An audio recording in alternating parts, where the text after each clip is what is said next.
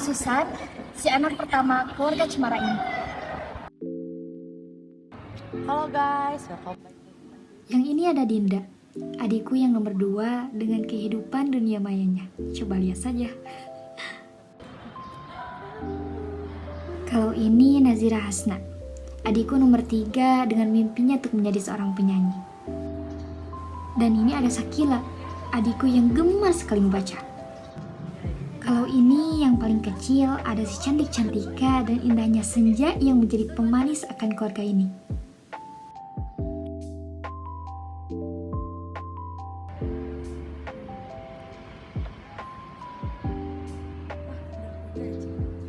Anak-anak, ngaji dulu.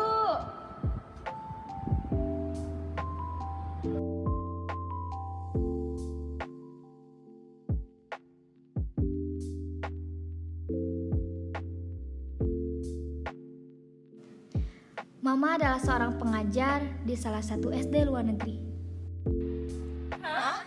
Luar negeri? Swasta anak-anak.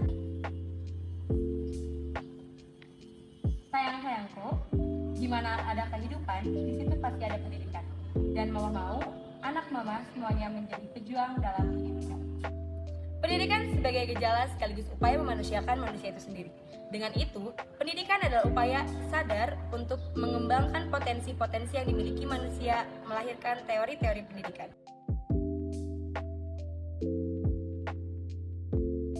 Anak-anak, mama yakin apapun yang kalian inginkan pasti akan terwujud apabila dibarengi dengan sungguh-sungguh dan usaha, dan dibantu dengan doa. Betul sekali. Oke, Sakila, apa sih konsep pengetahuan itu? Jadi gini jawabannya, Ma.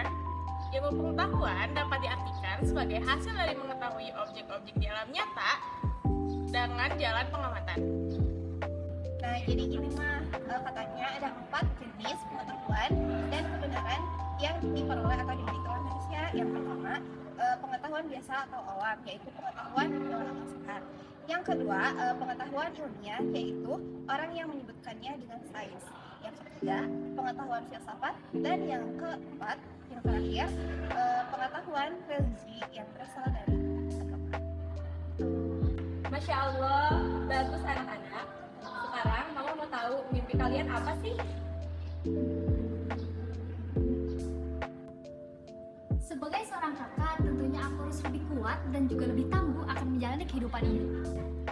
Kami, si bungsu cantik dan senja, mempunyai mimpi untuk menjadi seorang pengajar yang berhati mulia. Tentu, sebagai seorang pengajar tidak akan lepas dari yang namanya ilmu dan pendidikan. Jadi, kita mau kasih tahu nih definisi ilmu. Dalam Kamus Besar Bahasa Indonesia, kata ilmu memiliki 2 pengertian. Yang pertama, sebagai suatu pengetahuan tentang suatu bidang yang disusun secara bersistem menurut metode-metode tertentu yang dapat dipergunakan untuk menerangkan gejala-gejala bidang pengetahuan tersebut. Yang kedua, ilmu adalah segala pengetahuan dan kepandaian tentang duniawi, akhirat, lahir, batin, dan sebagainya. Terus ada lagi nih karakteristik ilmu. Ada yang tahu gak? Karakteristik ilmu yang pertama bersifat akumulatif dan milik bersama. Kebenarannya tidak mutlak dan bersifat objektif. Dek, lagi ngapain? Kakak tahu gak klasifikasi ilmu pengetahuan? Oh itu. Yang pertama tuh ada ilmu kealaman atau natural science. Nah biasanya ilmu kealaman ini mempelajari seputar tentang kealaman. Misalnya ada kimia, biologi, fisika, sama astronomi. Terus yang kedua ada ilmu sosial atau social science. Nah biasanya ilmu sosial ini mengkhususkan untuk mempelajari masyarakat dan hubungan antar individu di dalam masyarakat tersebut. Contohnya ada sosiologi, ekonomi, politik, sama sejarah. Dan yang ketiga ada kemanusiaan atau humanitis. Misalnya ada filsafat, bahasa, dan seni.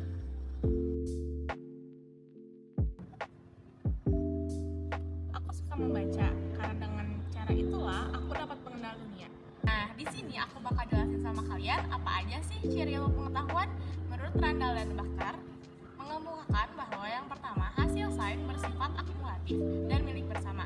Yang kedua, hasil sains itu tidak mutlak karena dapat terjadi kekeliruan karena yang menyelidikinya adalah manusia. Dan yang terakhir, hasil sains bersifat objektif. Ada juga Rockfrost dan Ernst van den Haag yang mengemukakan pendapatnya. Yang pertama, bersifat rasional karena ilmu adalah sebagian dari proses berpikir. Yang kedua, bersikap empiris karena diperoleh dari sekitar pengalaman panca indera. Yang ketiga, bersifat umum karena hasil umum dapat dipergunakan oleh semua manusia. Dan yang terakhir, bersifat akumulatif, artinya bahwa ilmu dapat dipergunakan sebagai objek penelitian berikutnya. Dari ciri dan kriteria tadi ditegaskan bahwa disiplin ilmu itu perlu memiliki karakteristik dan kriteria yang jelas dalam hal landasan ilmu, objek studi, metode fungsi, dan isi serta substansinya. Hei, gue mau terus. Contoh mau tes kamu boleh? Pendidikan sebelah ilmu itu apa sih? Pendidikan sebagai ilmu menurut D. Sujana tahun 2000 adalah ilmu pengetahuan yang disusun secara sistematis, logis, berdasarkan prinsip yang diperoleh dan diverifikasi melalui pengamatan, eksperien, dan hasil pemikiran yang tepat. Halo guys, jadi hari ini aku bakal ngevlog seputar ilmu pendidikan. Aduh, coba lihat ini artis kita. Kamu tahu gak karakteristik ilmu pendidikan itu apa? Oh tahu dong, aku kan seorang YouTuber nih. Aku punya tujuan buat menyebarkan seputar ilmu pendidikan di media sosial sebanyak-banyaknya. Nah, jadi karakteristik pendidikan itu memiliki landasan keilmuan yang tepat, memiliki objek material dan objek formal, memiliki metode yang bisa dipertanggungjawabkan, dan sistematikanya yang jelas. Kayak gitu. Aduh, ikutan dong. Oh iya, boleh. Sok, apa kata-katanya? Ilmu pendidikan selalu berkaitan dengan eksistensi manusia yang memiliki tujuan hidup. Dan objek pendidikan itu terbagi atas objek material atau Ciptaan Tuhan dan objek formal atau situasi pendidikan. Dengan metode ilmiah. Dadah! Wah, anak mama lagi apa di sini? Mama, isi ilmu pendidikan itu apa sih? Isi ilmu pendidikan ya.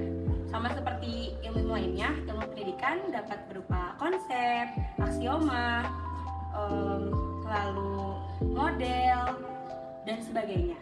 Nah, ilmu pendidikan di sini juga bersifat objektif, deskriptif, normatif yang sesuai dengan rinci dan sistematis. Nah, sekarang mama mau nanya nih ke kakak. Menurut kakak, pendidikan sebagai seni itu apa sih? Oke, kakak jelasin dulu ya. Sebagai seniman, rasanya profesiku sedang dipertaruhkan. Pendidikan sebagai seni adalah bagaimana menerapkan hasil studi pendidikan yang telah kita pelajari ke dalam praktik pendidikan. Seperti itu. Insya Allah, anak mama hebat sekali sih. Kalau mama nanya lagi, boleh tidak? Boleh. Oke, mama akan bertanya, kalau seni didik dan teknik pendidikan secara ilmiah itu bagaimana sih, Kak? Kita harus yakin ya, perbuatan mendidik itu bersifat kreatif atau menciptakan dan harus dipelajari. Sebab ialah karena melalui pendidikan manusia dapat mengembangkan kepribadiannya sehingga menjadi manusia baru dan lebih baik. Wah, Masya Allah. Nah, kalau misalkan mama tanya lagi, boleh tidak? Boleh. Oke, menurut kakak bagaimana sih seni didik dan teknik pendidikan secara ilmiah itu? Oh, kalau itu kita bisa memanfaatkan teknologi pendidikan terutama yang telah kita rasakan secara individual, baik bagi individu terpisah maupun individu berkelompok. Misalnya dalam bentuk pengajaran, pemrograman, bentuk pengajaran berkomputer. Hal ini antara lain memberikan indikasi bahwa berbagai kombinasi antara penghampiran ilmiah dan pengembangan seni didik masih perlu diteliti dan juga dikembangkan. Masya Allah, anak mama hebat sekali sih. Gimana, udah gak pusing lagi kan? Enggak mah. Ya udah, yuk kita pulang.